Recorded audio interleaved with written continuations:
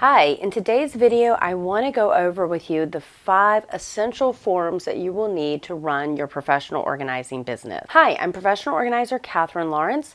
I help you live a life with less clutter so you can focus on the things that truly matter. I have spent many years working with clients in their homes, getting their homes organized, and I've used a variety of forms over the years, but these are the 5 essential forms that I really don't think I could run my business without. And so I want to go over each one of them so that if you're starting your own professional organizing business or are new to this industry, that you can create some instance of these forms as well. And I think you'll find them quite useful.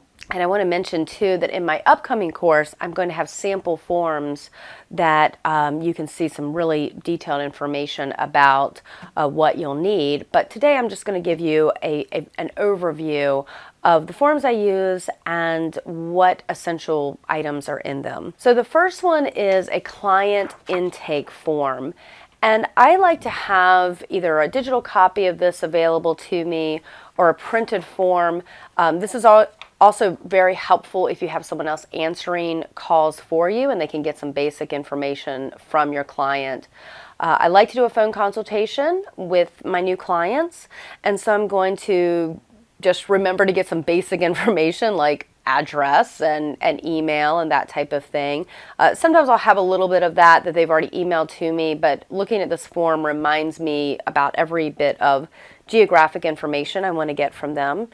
And then I'm going to ask them some questions that will help me understand how large the house is, how large the project may be, what type of deadline they are on, if this is going to be a long-term project or something that they need done very quickly, and just kind of some get-to-know-you questions to find out if my client is going to be a good fit for me and if I am going to be a good fit for them as well. I also like to find out how they heard about my business. That is good for marketing.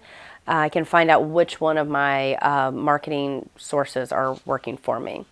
So that just reminds me of all the sort of critical information that I want to know about people from the beginning. Now the next form I call my client agreement.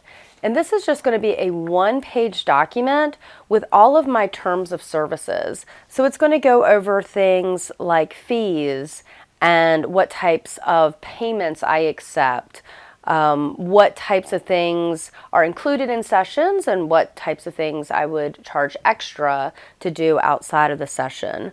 I like to just remind people that I do have gift certificates available. I do have a referral incentive plan available. And if I sit down with a client and kind of go over this, it reminds me to sort of tell them that information. Also, I can email this to them ahead of time so they have something to review while they're waiting for their appointment to be scheduled. And one of the really important things I have on here is a photo release. So they can initial that. I always keep my photos anonymous. I don't attach my clients' names to them, but I do want to get permission to use those photos in any social media or any training courses in the future. So I know if they sign off on that I'm all good and that I can use those photos in marketing and training. So one page simple form. Now the third form that I have has actually morphed into not really being a form at all. And this is my action plan paperwork and kind of forms that I have. When I started my business, I did these as pre-printed forms so that in my initial visit to a client's home, I could sort of map out everything that we're going to do as far as maximizing the space they have, minimizing clutter, what type of product they needed, if they needed more storage like shelving. And these pre-printed forms sort of helped me go room by room and identify all of those areas that we could be working in together, and then also gave me a place to just write down product ideas, a shopping list, any extra notes or goals that the client had. And I found these really useful my first several years in business.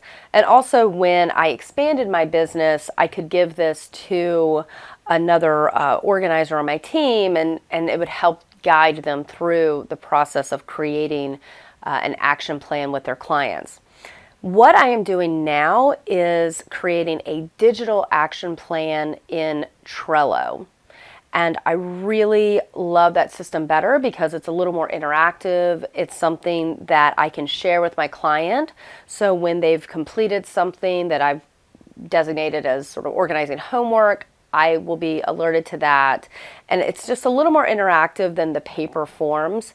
So whatever your preference is, but I would definitely have some type of form or process, either digital or in a paper format, that you can start off with your client and have a place where you list their goals, priorities, maybe even budget, and all of the steps that you're going to take in organizing their home. All right, the next form that I find incredibly useful, and this will be useful for you as you are expanding your business, is a contractor agreement. So this is, or an employee agreement, however you structure your business. But this is when you have other helpers on the job with you, other professional organizers or team members. You want to have some type of agreement with them that talks about operating procedures, standards, fees. And what is really important is to have some type of anti-solicitation clause or confidentiality clause, something so that you know that also they are not sharing information with your client.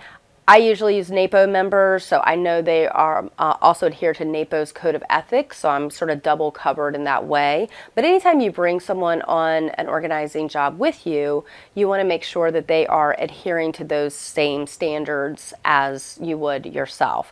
And so the contractor agreement helps me outline that, and then I have them sign off on that agreement. Very useful. Now, the fifth form that I use, which I only have in digital form, is a testimonial request. So anytime you do work for your client, you want to get some type of feedback from them that, one, will just help you run your business, and also that you can use in future marketing endeavors, whether that's posting on social media or your own website or marketing some service in the future. So I just email those questions to my client after an appointment so that I can collect those testimonials and then use that to improve my business and also in marketing. Okay, so there you have it, 5 essential forms for running your organizing business. In the comments below, I would love to answer any questions you have about getting your organizing business started, or any struggles you're having with managing your organizing business. Also, if you are looking to start your own professional organizing business and need a few tips and tricks and just some motivation to keep you going, I do have a free resource for you that's listed in the description box below, and that is my 30 things to do in the next 30 days to launch your professional organizing career. And please subscribe for more videos on downsizing, decluttering, and the business of organizing. Thanks for watching, and I'll see you next time.